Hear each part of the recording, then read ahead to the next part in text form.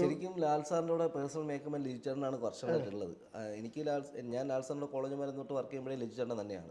അപ്പോൾ നമുക്ക് എൻ്റെ ആശ പി എൻ മണി സാർ മേക്കപ്പ് ചെയ്യാറുണ്ട് ലാൽ സാറിൻ്റെ. പക്ഷേ ഞാനിതുവരെ അങ്ങനെ ലാൽ സാറിൻ്റെ മേക്കപ്പ് ചെയ്തിട്ടില്ല.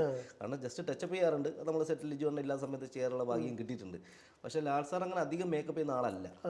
അതാണ് എൻ്റെ അറിവിലുള്ളത്. കാരണം ആളുടെ സ്കിൻ ടോണൊക്കെ നല്ല, മുമ്പ് ഈ പറഞ്ഞ പോലെ വരുന്ന സമയത്തൊക്കെ ചെറിയ പറഞ്ഞ പോലെ എന്തെങ്കിലുമൊക്കെ ഉണ്ടെങ്കിലേ ഉള്ളൂ. പക്ഷേ ഇപ്പോഴത്തെ ഞാൻ കണ്ടിരിക്കുന്നതിൽ വളരെ വളരെ ലൈറ്റായിട്ട് തന്നെയാണ് ഈ പറഞ്ഞ മമ്മൂക്ക ആയിരുന്നാലും ലാൽ സാറായിരുന്നാലും സീനിയർ ആർട്ടിസ്റ്റ് ആയിരുന്നാലും എല്ലാം ലൈറ്റായിട്ടാണ് അവർ ചെയ്തത്. മേക്കപ്പിൻ്റെ ഫീല് അവർക്കൊന്നും വരാറില്ല.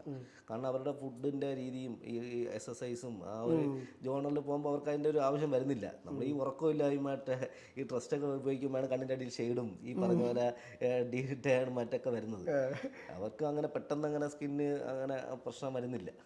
ഈ സ്കിന്നിന് പാച്ചസും ഈ മറ്റേ പറഞ്ഞ പോലെ ഡീ ടേണും കാര്യങ്ങളൊക്കെ വരുമ്പോഴാണല്ലോ നമ്മൾ ഈ ഇത് മേക്കപ്പിനെ ആശ്രയിക്കുന്നത്. ഇപ്പം ഓൾമോസ്റ്റ് എല്ലാ ആർട്ടിസ്റ്റും നമ്മൾ എന്തായാലും ജസ്റ്റ് ടച്ചപ്പ് ചെയ്യാറുണ്ട്. പക്ഷെ വളരെ നാച്ചുറൽ ആയിരിക്കും. ഈ മേക്കപ്പ് ഇട്ട ഫീലേ ഉണ്ടാവില്ല. അതാണ് അതിൻ്റെ ഒരു രസം എന്ന് പറയുന്നത്. കാരണം ഇപ്പോൾ ഞാൻ പറയട്ടെ, ഇപ്പോൾ ഏതൊരു സീനിയർ ആർട്ടിസ്റ്റ് ആയിരുന്നാലും കൂടിയും അവർക്ക് എന്തെങ്കിലും ചെറിയൊരു പാച്ചസ് ഒക്കെ ഉണ്ടാവാം ഏജിനനുസരിച്ച്. അതൊക്കെ നമുക്കിത് കവർ ചെയ്യാൻ പറ്റും. കവർ ചെയ്താൽ കൂടിയും അത് മേക്കപ്പ് ചെയ്ത ഫീൽ ഉണ്ടാവില്ല. അതാണ് അവിടെ ഒരു ടാലൻ്റ് എന്ന് പറയുന്നത്.